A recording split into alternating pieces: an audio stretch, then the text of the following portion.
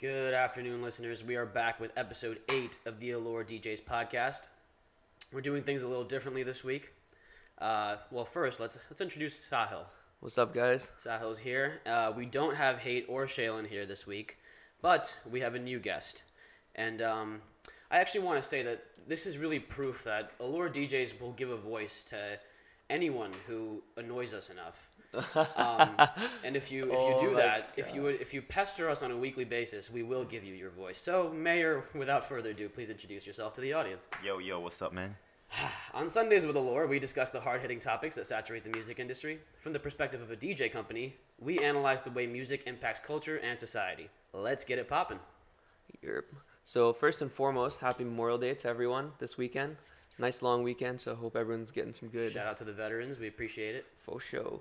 So we're going to talk about Drake first. Yes, we are. Okay. Another veteran in the game. Oh, yeah. Speaking of... Actually, it's been this whole battle, really. So we're going to talk about the Duppy freestyle, by the way. I'll drop the link. Yeah. For sure. It is it's a response to Pusha T, another veteran in the game, good music president. Essentially, it's kind of just like a little lyrical back and forth going, which is surprising, just because Pusha T is kind of in the background most of the time, in my opinion. Like, he drops an album every now and then, but for the most part, he kind of orchestrates. He's like a puppet master. And then Drake, on the other hand, he gets in a beef every now and then, but you never really see him. Like, he'll throw a subliminal shot every now and then, but you never see him dedicate a whole song. I realized his version of beef is just like flexing back and forth. It's not beef where they like actually have some serious problems. It's all in good competition, just to kind of stir up a little bit of talk in the Instagram comments and to just like hype up basically everyone's music, because obviously he realizes that starting fake beef with anyone is really just promoting both of them. That's all it comes down to, like the whole Meek Mill thing, all that good stuff. Definitely. So I mean, yeah, I really like this freestyle. It's worth listening to. I think if you are an old Drake fan, a new Drake fan, whatever it is, I think you'll be able to appreciate it from like a standard consumer perspective, and also like if you're seriously into like hip hop. Yeah. So I think it can be taken either way. What do you think, Mayur? That's him. Me personally, I like the verse. I like what he's talking about, and I think it's a response to when Pusha T, responded to him. I think he's taking shots back at Drake when he was talking in More Life. When he says the verse, "Dust him down with a pen, it's a sweep." I think that's what Pusha T was responding to. Like Drake not writing his own verses and whatnot. Mm-hmm. But to me, the biggest thing I like about with this is, Drake is addressing what Pusha T was saying in an interview with Breakfast Club, saying that Pusha T said that Drake makes good music. Like, their style of music is different, whereas in Pusha T, he's a lyrical, like, that's what he focuses on. He focuses on his lyrics and writing his own stuff, where Drake is more of a mastermind type of stuff. He likes building things together, piecing things together. And I think Drake does that really well in this song, where he uses the beat. And at the end, I don't know if you realized, but to me, it's like a soft, mellow beat. It's like, I just took shots at you, and you're basically, rest in peace type of beat to me. It was Drake style. It's like, it's very Drake-esque. And even in their interview, they talk to Pusha T like, "Oh, you ready for a back-to-back type of diss track coming at your way?" And Pusha T's like, "Yo, bring it, right? Like, I'm ready for this." And I think it's foreshadowing for some more good music to come. And things gonna go back and forth for a while. I hope, actually. I'm hoping, honestly, Pusha T comes with, like, because I know what he's capable of. I've heard his discography, and he can really write bars, man. He's a good writer. And so, the diss that he had on the album was okay. I think the whole Quentin Miller ghostwriter thing is kind of a little overdone now, because, Meek Mill talked about it, and then Joe Budden talked about it for like 4 different songs. And so I feel like there's definitely a different take you can take on this now, and I hope that Pusha T has more in the vault, and it's not just like, oh, I made this song, and then I'm just going to go back into good music and, move on from this. I'm hoping he, fires back again. Yeah, I mean, that's the goal, right? That's the goal with this whole thing, to kind of give both of them a chance to give both of them a chance to shine a little bit. I don't think Drake needs it anymore, but what does Drake really need now? Yeah. You know what I mean? It's just Drake does what he wants at this point. The one thing I just don't think anyone's gonna get sick of Drake, because he continues to cater to every audience in to his best, and he continues to put out new music at the same pace that people are putting out music now. Mm-hmm. We were talking about this last night, how the rate at which you can put out music is so fast now, because you have platforms such as Spotify, Apple Music, and etc. You can get your music live to thousands of people if you're a big artist, like instantly. So the fact that you can do that now, he's able to keep up with his competition, which is not just like the competition that he's always had, but the newer artists that are coming up on like a weekly, monthly basis out of like small towns. He's able to just stay on the forefront no matter who it is. So going against Pusha T is a great way to go. I will say one thing. I do appreciate what Drake's doing here. Because I think a lot of this, because hip hop was really built on this competition, this idea that you want to top each other and be the best in the game, and that's kind of lost a little bit now, where they say, oh, like we would rather, Cole and Kendrick, for example, two of the top figures, they're friends and they really appreciate each other and things like that, and so it's not as competition driven as it used to be, and I really, personally, as like a pure hip hop fan, really, really like that about hip hop. I like the competition. I like the lyrical sparring going back and forth. Yeah, and that's why I'm saying like this freestyle really, if you're into Drake, whether you're new or old, it'll fit, because if you're really into hip hop, it's really great to see that he is interacting with another artist and not just being all buddy, but a little healthy competition. And also, obviously, the bars were great. So they were. Honestly, I was a little shocked because I'm on record saying multiple times that I'm not a big fan of Drake's pen game, but he kind of had it on this one. I'm not gonna lie. He's not like. He doesn't have a lot of depth to his music, I would say, but he's clever. I'll just leave it at that. He can be some, like, I know there was points on this where he can be really clever, and like I think he does the boss talk pretty well. Like he can kind of flex, but he does it still a little clever. Like he's got, I mean, I don't think he's anywhere on the same playing field as Jay-Z as far as a writer goes. No. But I do think that one aspect of it where it's like taking, you're rich and you're flexing and like not making it cheesy, finding different ways to kind of incorporate that while still being clever and, staying true to lyricism. So what do you think about that, Mayur? What do you think about the competition aspect of it? Me personally, I've missed this in hip hop. Growing up, I loved lyrics and stuff like that. And like, this is what true hip hop culture is, right? It's this friendly competition. Everyone thinks, hip hop has a dark side, and it's not meant for everyone. It comes from that, but you have to understand that this competition is what drives the music industry, right? And you want this type of competition is, I'm excited for what's to come. And another big thing is, the incorporation of social media on all fronts, right, into this type of stuff. And if you read if you listen to the few lines of this freestyle, Drake goes, I'm gonna send you an invoice, right, to Go Music, and look, if you check Instagram a few hours later, man, it's there. There's a picture of an invoice for $100K to Go Music, and Pusha T responds, like, yo, bring it, man, I'm ready for this, and I want to see where this goes, man. This is really, really interesting, really exciting, and I'm interested to think what you guys think about like the evolution of diss tracks, you know what I mean? Because people, and I see this now, the people who may not be very familiar with old diss tracks, they see this and they're like, oh my God, he said he had a ghostwriter. Oh my God, he said that he only talks about drugs. But then if you go, like, listen, imagine if social media was big when Nas dropped Ether.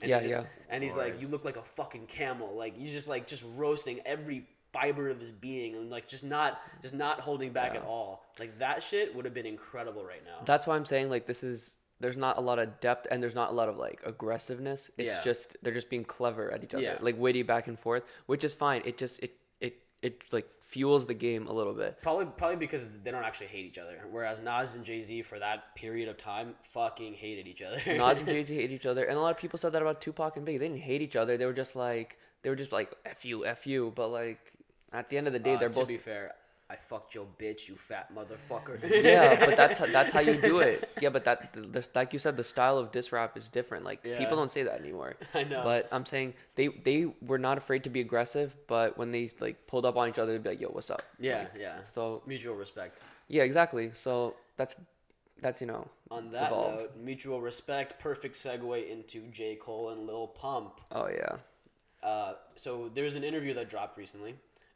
It was from Rolling Loud, the music festival. So J. Cole and Lil Pump met there, and they decided to actually sit down and talk to each other for about 45 minutes or so. I know Mayur had a chance to check out the interview as well. We'll talk about it a little bit more, and you'll get the gist of it. It's not that hard. But essentially, it's, to me, what I saw, it was just J. Cole sitting there and trying to bridge a generational gap and kind of not give him advice, but to just kind of understand why he is the way he is. And not to say it's a negative thing, not to say it's a positive thing, but just why are you like you are, and here's why I am like I am. And I thought it was a really, really, really interesting interview. So what do you think, Mayur? To me, I learned a lot that I didn't know personally. For me, when I listen to Lil Pump music, it's like, dude, this guy's saying one word and he's making money, dude. This kid, and you know, J. Cole addresses this. This kid is smart, right? Yeah. This kid is 17 years old and he has an $8 million deal. Yeah. Right. Imagine when you were 17 and you had $8 million. What would you be doing with $8 million? It's like ridiculous. Yeah. But then his background story is, you know, it sheds a light on what hip hop culture is, right? There's so many things that play a role into you becoming a hip hop artist, and one of the biggest things that shook me and hit me hard was when J. Cole, his jaw dropped when Lil Pump told him that, you know, I started making music about a year ago. Yeah. Right? Yeah. Lil Pump is this guy, he's 17 years old, and in 1 year, he's one of the most popular kids on the block. Like, I'm not joking. And you go anywhere, you go to high school, you go to college campuses and whatnot, and you see people like bump into his songs, his lyrics, and they know everything. Yeah. And for me, it's like the biggest thing that I got away from this was J. Cole talks about this huge cultural divide, right? And what I think he realizes, and you could see it during the interview, and he even says it, that in that moment he realizes that, you know, there's a different type of hip hop that's on the come up. And even Pusha T, you know, he addressed this in his interview with with the Breakfast Club, that, you know, hip hop is evolving, but for us, like hip hop artists, right? Not me, but the guys who like run the game and the guys who are like veterans in the game, like they have to understand that it's different from what they want, and they feel hurt because it's not what their hip hop is, right? Yeah. But this evolution, you have to accept it, and I think it's for us. We always talk about, you know, we don't like this type of new music that's coming out, and it's really different from what we're used to. But, you know, that's just the way things is. I think change happens, and I think it might be for the better, it might be for the worse, but we have to give them an opportunity and see where it takes us. Definitely. No, actually, you know, Sahil, what do you think? Yeah, I mean, this is a consistent debate in hip hop. It's never gonna get old. Old head versus new heads. It's always been there, and it happens at every generation. Now the thing is, if you there's, you know, Snoop Dogg's been making his rounds recently. Yep. To all the morning shows, the interviews, and blah blah blah, whatever. So he recently talked to both the Breakfast Club, Ebro, all of them, and the general consensus he said was, because obviously with a veteran like him, they're gonna ask him, what do you think about these new rappers? Where do you think this is going? And his response is, it's our fault that we grew up so him being like him, Corrupt, like his whole crew, like that whole generation of rappers, like the 90s rappers, they learned from like the actual forefathers of like hip hop. Yeah. And so they were taught how to pass on the culture of hip hop, how to present, how the culture works. And what they did is they learned and they ran with it, and they became legends themselves. But what they failed to do was teach the generation after them. And so they're like, what's the new generation of like music's going to continue? That's not going to stop. So what choice do they have? Like the people, not even our age, like just this generation of rappers, what choice do they have but to invent their own like culture, because they were never taught any better? Absolutely. Which is why there's a larger group of old heads, because it's not just the past generation, but it's the generation before that. They all did the same thing. And then these kids had no choice but to like pave their own way. Yeah. And at the same time, all these older heads are attacking them like, oh, what did you do to hip hop? What did you do to hip hop? Be like, we don't know what you're talking about. We've never heard of that stuff. And they're saying, yeah, and a lot of them even say like, dude, I'm not even I'm not even a rapper. Like I make trap music. I mean, some of them call themselves rock stars. Like, and people say that, oh, like that's a bad thing. Like you're ashamed of your culture. Because I know I'm not. Like, I'm just different from you guys. That's all. I know Ray Sharman looks at themselves as rock stars. Like they have that so whole does Uzi. Yeah, and Uzi. So it's like, I know people feel disrespected, but it's like, what do you expect if you didn't teach them? That's like having a kid and just being like, figure it out. That's basically what they did.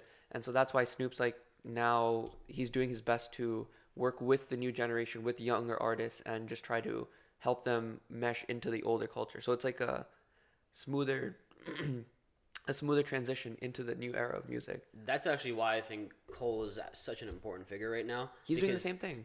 And the other thing is him and guys like Snoop Dogg, they're the only ones, in my opinion, who are taking the right approach to this. If you're somebody who really does want to make a difference, and you're somebody who really does want to lighten the path for people who may not, who may not know how to live their lives as well as you do. You're older. Like Cole knows that. I'm smarter than these people, and that's fine because you're experienced. You've been through more. But the point is that he doesn't sit there and say what you're doing is wrong, because that's how people reject you. As soon as you start to give advice and act like you're holier than thou, and you know more than that, that's when they're going to start rejecting you immediately. And so Cole does the exact opposite of that and says, I fuck with you. I think you're smart. I just want to find out more about you. And that's a flawless approach, in my opinion. Yeah, I mean, he's doing his best to understand them, and he's trying to get them to understand him too. Yeah. So, I mean, I think he's approaching it pretty maturely. And on a comical note, on that same interview with Snoop Dogg, they asked him, what do you, if Tupac was around right now, where do you think he would be? Do you think he'd be right next to you trying to teach the new kids, or, would he have just merged into whatever music is now? And he's like, no way. Anyone from that era, he's like, Biggie and Tupac, both, if they were here right now, they would be doing what I'm doing. No, for sure. I think so too. I think there were guys who, again, just they see more. In my opinion, these guys, they care. I think Kendrick sees more on like a political front. I think he's very in depth in that case. I think Drake has found his niche in terms of just providing the masses with what the sound is. I'm still just a little hesitant to put Drake into this category of all-knowing beings. I don't think he is. I don't think he. Well, see, the thing is, I think he is in a very different sense. I can't group him with like Kendrick and say he's on that same wavelength, because he's kind of not doing his job of teaching. He's kind of just rolling with the wave. But that's his thing. I don't think his job is to teach. I don't think everyone's job is to teach. I just think that he's all-knowing in a much different sense. I think he just understands where the culture's at, where the sound's at, and he kind of pushes it forward in a very positive sense for the most part. And like, for example, and it also, like the W Freestyle, for example, right? Like, he is somebody who likes the new wave, but he also remembers what the old wave is, and he's kind of merging those in a very literal sense. And I think also because of his passive standpoint on this whole debate, meaning he's not taking sides with the old heads or new heads, I think that's also benefiting him and his audience. So I think it might also just be a smart move on his part to stay out of the debate altogether and just roll with what's going. I do agree too that skill-wise and just overall impact in terms of helping the youth or helping the society, I don't think he's in the same level as Cole and Kendrick. I will say that Drake he's a tier below. I mean, but then again, he's never made an effort to be that ever in his life. However, we're still talking about the best of the best though. Exactly. So it doesn't matter. He's still in one of the top in the game. Just I don't think he's necessarily on the same level. But regardless, Yeah, you guys wanna smooth into this Pusha T album real quick? Yeah, sure. Let's do that. I guess I'll start this off. 7 tracks, quick intro. There's 7 tracks. There's only 2 features on there. We got Rick Ross and we got Kanye. And Kanye executive produced the entire album. And nobody cares anymore. I do, because that shit is hard as fuck. Yeah, but just like... that production is crazy, dude. I know Kanye's a little crazy right now, but his production is still on point. Actually, I honestly think he's surpassed crazy. I just feel like every time... Like, there was all this hype between when he was talking about all these new albums he's going to be working on. And now this whole, political drama happened. And kind of every time Kanye opens his mouth now, everyone just rolls their eyes. Yeah. Because nobody even wants to deal with his drama. It's like, it's not even worth, front page of the news anymore. It's just annoying. I also think the only, it's good though, because then when I heard the music, it just kind of reminded me, okay, this guy he's not completely insane. Incredible, yeah. He knows, if he just shuts the fuck up and goes back to making music again, I'm down. What do you think, man? Me personally, I'm a huge Kanye fan. I think it stems from my level of annoyingness, honestly. But Kanye has his moments, but this album is amazing. I love it. The beats on this album are insane, and me personally, my favorite song, is Hard Piano with Rick Ross, and Pusha T talks about it in his interview. He's like, you had 2 features, one with Kanye, one with Rick, and why Rick out of all people? And I think it's the trust that he has in Rick, right? He says it right there, and then he says that, I can send him my label or my record, and he'll come back to me, and I know he's gonna pour it out into it and give me something that's gonna fit well into my entire project. And I think a lot of people might be disappointed. 7 songs. Like, really, let's be honest. Like, you took all this time. You took 3 years to release an album, and you gave us 7 songs. Like, are you kidding, right? And I think these 7 songs don't disappoint one bit. Like, they don't fall short of what was expected. I actually think I don't know if you guys. I mean, I know you agree, and I'm sure you do too. I would much rather get 7 good songs from a person than 25 decent ones with like some sprinkled, like, because obviously if you drop 25 songs, there's going to be some quality sprinkled in there. But 7 songs that are actually really good is unheard of nowadays. You very rarely get 7 songs on an album that you can listen to. Yeah, Cole, Kendrick will get them.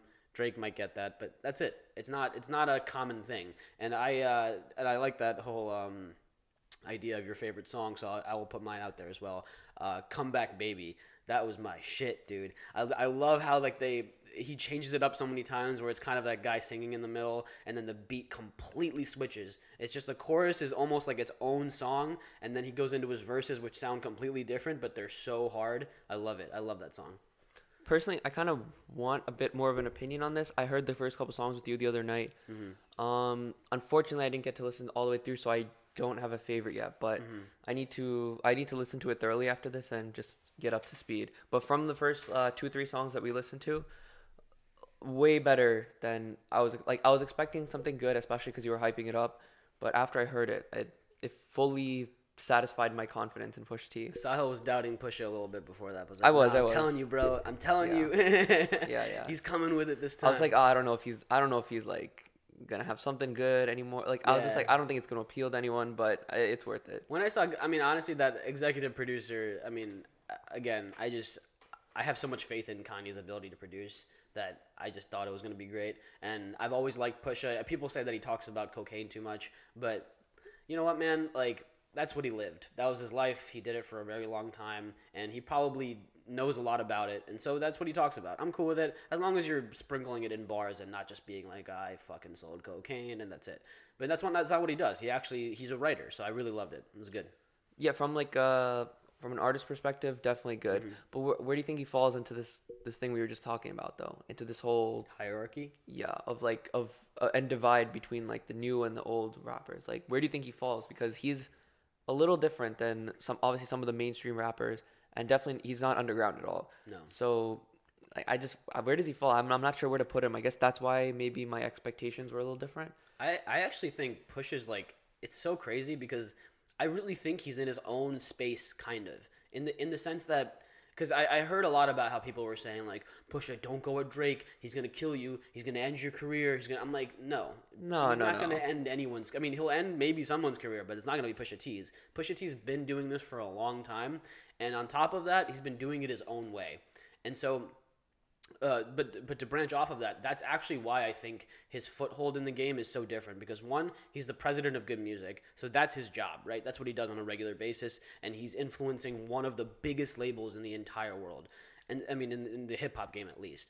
And so when he drops music, it's just like, it's almost like he's giving us a little extra, like, hey, oh, good, Pusha T's dropping some music, you know what I mean? And that's why I don't even put him in a category of, I do think he's on the old side, but yes, I think he can do whatever he wants just because of the space he's in right now. And so, that's kind of my opinion on that. Yeah, I think you know a little bit more about him than I do, which is why, maybe that's why, like I said, maybe my expectations weren't just in the same place. But I'm impressed with what I heard so far. So, you a Clips fan? You listen to Clips at all?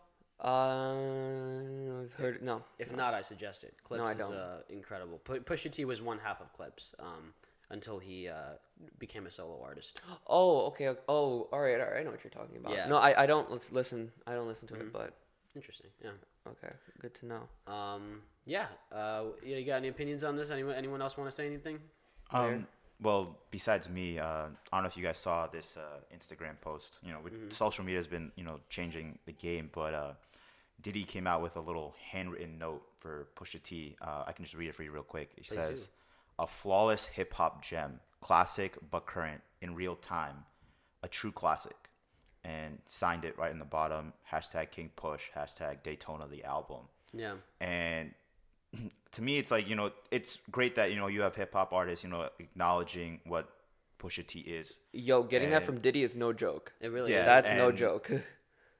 for me, it's like, he's a modern day masterpiece, right? Something that has, and to me, when I listen to it, it's a blend of what the old was, that whole beat hitting hard, with that, working fine tuning. That's like the Kanye that comes out on the album, right? It's that you spend countless amounts of hours of just putting and working and grinding, and you come out with something great. And then you have Pusha T, just lyrically all over it, everywhere, and I loved it.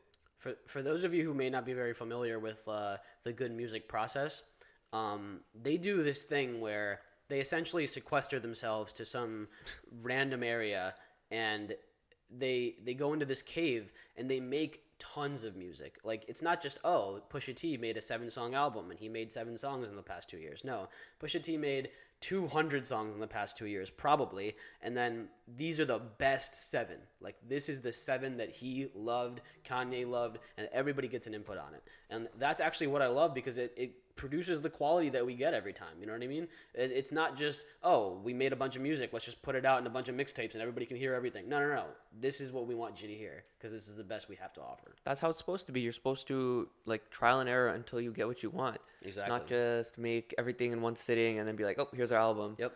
But I mean, Migos. What? Yeah. Did I just? That's a weird cough that I had. Yeah.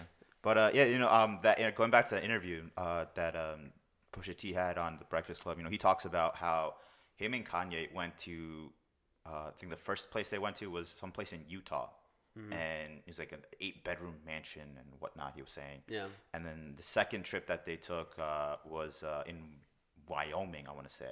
It was. And dude, these are places in the middle of nowhere. Like, who the hell lives in Utah and Wyoming, right? Like, Yeah. we're so used to this whole New York centered industry, everything buzzing, everyone, just constantly working and grinding. And he says that, for him, Pusha T himself at first, he was a little disappointed when Kanye said, we're going to do 7 tracks, right? And Push is like, yo, dude, 7? Like, what? I've been working, grinding for the past 2-3 years, just getting things out there. And, it's the mastermind that is Kanye. And Pusha T, at the end of that interview, he leads on to, upcoming projects. And he says, 7 is the number right now for Kanye. And Kanye wants 7 songs that are perfection in all 7.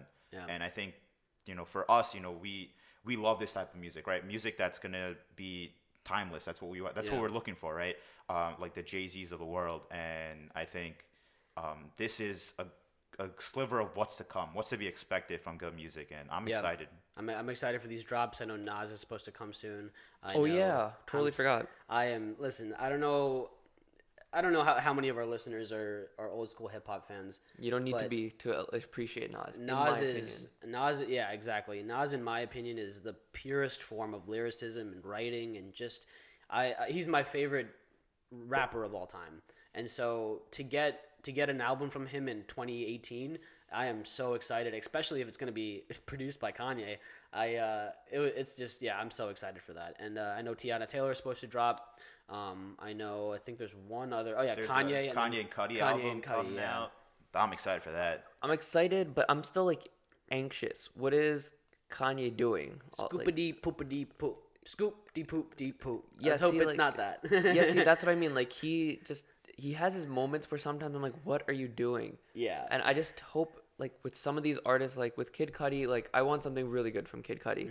And who else we say? Nas, like, I mean, but okay, Nas is smart enough not to, like, he's not gonna give us. He's not gonna do something dumb. Yeah. But that doesn't mean Kid Cudi will either. But just, I don't know. Sometimes I get skeptical about where Kanye is going with things. Yeah, and to be fair, Cudi's been hit or miss on a lot of things in his career. I know. I mean, we were just listening to the masterpiece that is Man on the Moon. Oh my God, amazing. Sahil has the vinyl for that. Just so beautiful. Such a great album.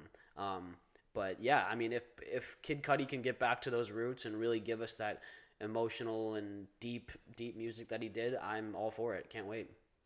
And I think on that note, we're going to end this here. It was a great time. Thank you for coming, Mayur. We really appreciate it, bro. Did you have a good time? Anytime, dude. Always Yeah. appreciate people listening to me. Good stuff. It's annoying, but maybe I'll come back again. We'll see what happens. I was just playing. You're not annoying, bro. You're all right. You can catch us on Apple Music. You can catch us on SoundCloud. All them good podcast all that good platforms. stuff. We're gonna have that new playlist up for you guys very, very soon. And yeah, thank you for listening. As always, I'm Rishi. Sahil. Mayur, peace out. Signing off.